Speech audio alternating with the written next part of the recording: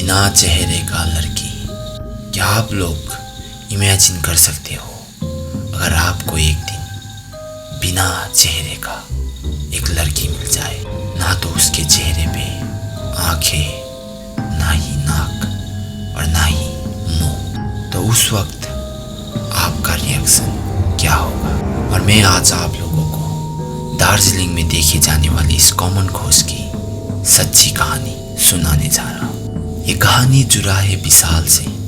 विशाल अभी अभी दार्जिलिंग में एक काम की वजह से शिफ्ट हुआ था और उसे रहने के लिए एक बहुत ही अच्छा घर भी मिल चुका था और उसके परिवार में सिर्फ उसका माँ ही था।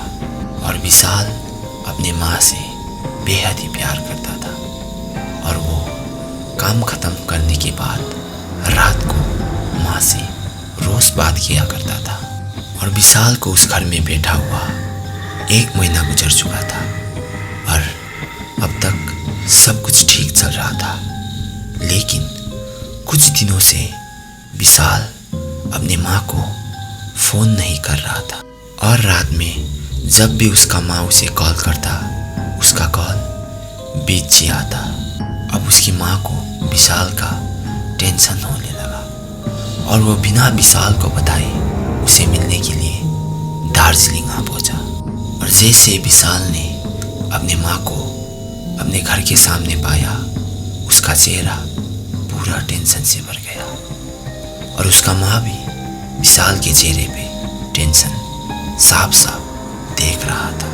लेकिन जैसे तैसे उसने अपने चेहरे पे मुस्कान लाया और अपने माँ को अंदर आने के लिए कह दिया।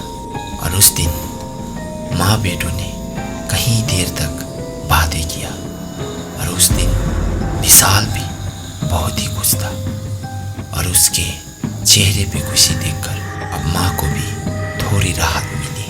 और रात में डिनर ख़त्म करने के बाद दोनों सोने के लिए चला गया। लेकिन रात के 10 बजे उसकी माँ का नींद टूटा और जब माँ विशाल को रूम पे देखने के लिए गया तो विशाल गायब था। माँ ने विशाल को पूरे घर पे ढूंढा लेकिन विशाल कहीं पे भी नहीं मिला। अब माँ को थोड़ा डर लगने लगा कि इतना रात गए उसका बेटा कहाँ चला गया।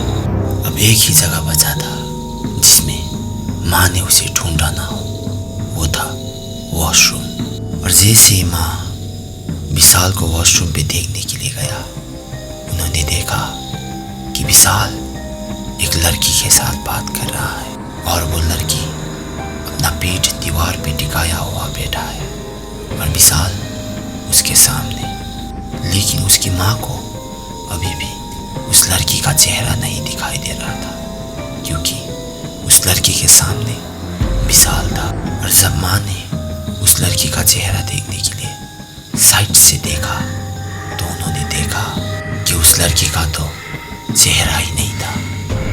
बिल्कुल उस लड़के का चेहरा सादा बनने की तरह था, ना तो उसमें आंखें और ना ही मुंह। और जैसे ही माँ ने ये सब देखा उनकी रूह कांप गया क्योंकि आज तक उन्होंने कभी ऐसा डरावना मंजर नहीं देखा था।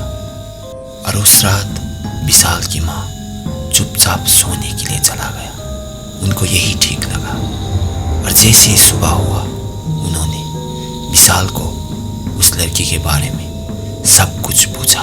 लेकिन विशाल को तो इसके बारे में कुछ भी पता नहीं था। उसे तो सिर्फ ये पता था कि खाना खाने के बाद वो सोने के लिए चला गया था। अब विशाल का ये सब बात सुन के उसका माँ को पता चल चुका था कि रात में वो लड़की विशाल को कंट्रोल कर रहा है।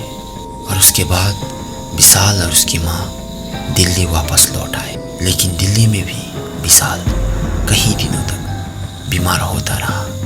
लेकिन धीरे धीरे सब कुछ ठीक हो गया। तो फ्रेंड्स, ये बिना चेहरा वाला लड़की दार्जिलिंग के कई जगहों पे पहले भी बहुत बार देखा गया है। तो फ्रेंड्स, अगर आप लोगों ने इस कहानी को पसंद किया और ज़्यादा से ज़्यादा इस वीडियो में लाइक और सब्सक्राइब कर दिया तो मैं विशाल कैसे उस लड़की के साथ पहली बार मिला और वो धीरे धीरे